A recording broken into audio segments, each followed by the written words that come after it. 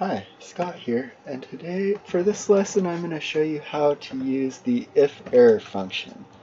Now in my invoice template here we can see there's formulas here that are returning an error because there's no value to return, and I want to get rid of those.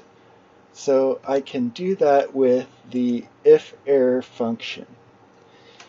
And what it does is it says if there's an error, then this is what I want returned to this cell. And we do that by typing in before our formula if error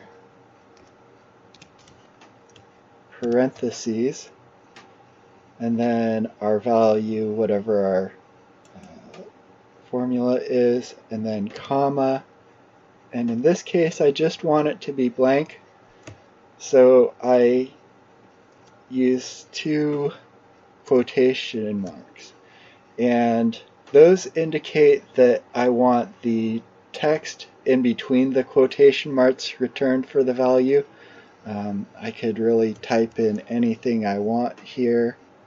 Let's just say none, and if there's an error it just says none, and I copy that down and that's what it returns.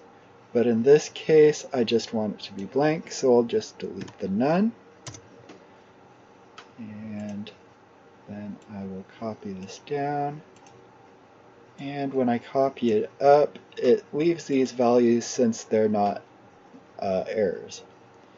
And then I'm going to do the same thing with this column.